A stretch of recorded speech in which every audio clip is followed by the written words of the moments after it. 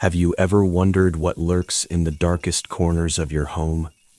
Have you ever wondered what lurks in the darkest corners of your home? Have you ever wondered what lurks in the darkest corners of your home?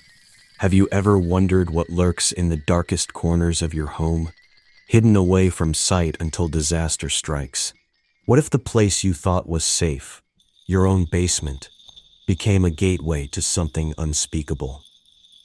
Welcome to Friday 13, where we dive into true horror stories that'll make you question everything you thought you knew about the safety of your own home. I'm Alex, and today I'm sharing a story that's not just terrifying, it's personal. It's about the day my basement flooded, and what I discovered in the murky waters changed my life forever. If you're ready to face the kind of fear that lingers long after the screen fades, stick with me, because what I saw, it's still out there. It all started with a sound I couldn't explain. It is usually safe to provide a sound of great power and color break woods. It has all started with a sound I couldn't explain. It all started with a sound I couldn't explain. A sound that made me question everything I thought I knew about my own house. And by the end of this, you'll be wondering, what's hiding in your basement? It was one of those April nights where the rain wasn't fall.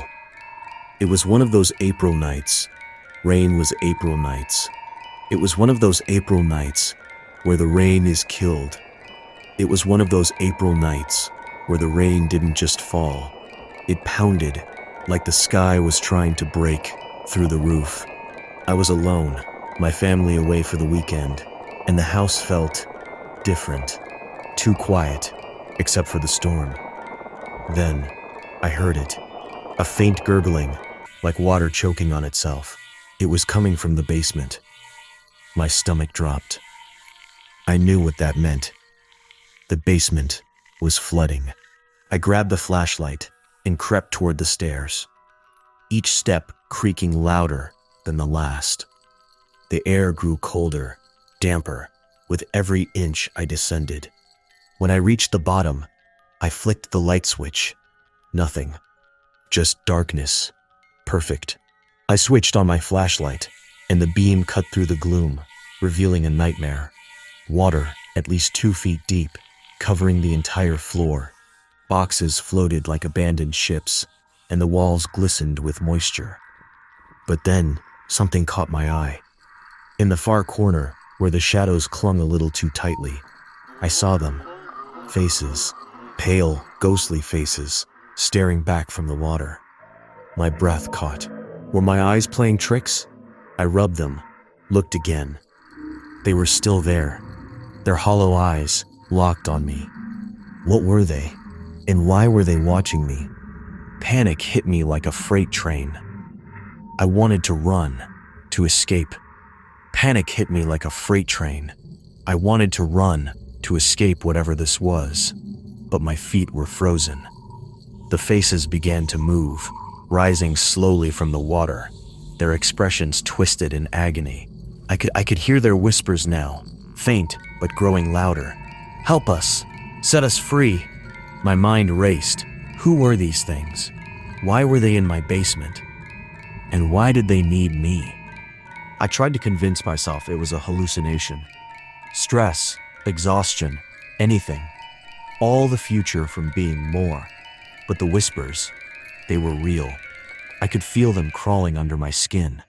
I stumbled back, splashing through the water, and that's when I saw it. The crack in the wall. Water was pouring in, but it wasn't just water. Something else was seeping through. Something cold. Something wrong. I knew I had to get out, but as I turned, the faces moved closer. Their eyes pleading, desperate. "Don't leave us," they whispered. My heart hammered. What would happen if I stayed? What would happen if I didn't? I locked the basement door and collapsed against it, gasping for air. My hands shook as I grabbed my phone and dialed the only person I could think of. My neighbor, Mrs. Ellis. She's a historian, always talking about the town's dark past. If anyone knew about this house, it was her. Mrs. Ellis, it's Alex. There's something in my basement. Faces in the water. Please, tell me what you know. There was a long pause. Then, her voice, trembling. Oh, Alex, I was afraid of this. The house, it's built on an old burial ground. The family that lived there before you, they didn't just move away. They were taken by the spirits. The basement is a portal, and the flood, it must have opened it. My blood ran cold. A portal? To what? And how was I supposed to close it? Mrs. Ellis came over at dawn. She brought everything she had on the house. She brought everything she had. We pored over it together, and what we found made my skin crawl. The house was built in the 1800s, right over an unmarked graveyard. The spirits, restless and angry, had been trapped for centuries. But the previous owners, they'd tried to seal the portal. They'd buried something under the basement floor, a talisman to keep the spirits at bay. But the flood, it must have washed it away. Mrs. Ellis looked at me, her eyes wide. You have to find it, Alex. You have to seal it again. My stomach twisted. Go back down there? Face those things again? But what choice did I have? The spirits were getting stronger. I could feel it. That night, I gathered what I needed. Salt, candles, and the courage I didn't know I had. Mrs. Ellis gave me a prayer to recite, something to bind the spirits. As I descended the stairs, the air grew colder, the whispers louder. The water was still there. But the faces, they were waiting. Their eyes followed me as I waded through, searching for the talisman. I could feel their desperation, their anger. They didn't want to be trapped, but neither did I. What would happen if I failed? Would they take me too? I dug through the sludge, my hands numb from the cold. I stood safe of the words with them. The faces were inches away now, their hollow eyes boring into me. Then I felt it, a small metal object buried in the floor. I yanked it free. A rusted talisman, inscribed with symbols I didn't understand. The spirits shrieked, their forms twisting in rage. I poured salt around it, lit the candles, and shouted the prayer Mrs. Ellis had taught me. Spirits of the past, be gone. This place is not yours. Return to the earth. The water began to recede, the faces fading back into the depths. But one face remained, a woman, her expression not of anger, but of sorrow. Thank you, she whispered, before vanishing. I stood there, trembling, as the basement returned to silence. The flood was gone. The faces were gone. But the memory? That'll never leave me. That was 6 months ago. That piece of love. There was a world of love, a basement of love, of mother and men, remains, bad, ways around, and peace. That was 6 months ago. The basement's dry now, but some nights, when the rain falls hard, I swear I hear them. Faint whispers, calling my name.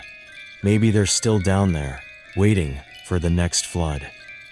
So, next time your basement floods, ask yourself, what's really lurking in the water? And would you dare to look? That's my story, and it's as true as the chills running down my spine. Right now, bend the second after. If you've ever felt that prickle on your neck, that sense something's just out of sight, tell me in the comments. I need to know I'm not alone. Was it just the spirits, or something darker? Smash that like button if this story's keeping you up tonight. And subscribe to Friday 13 for more real horrors that'll make you check your basement twice. Share your own stories. Let's build this community of truth seekers. Stay sharp, because in the silence, something's always watching. See you next time.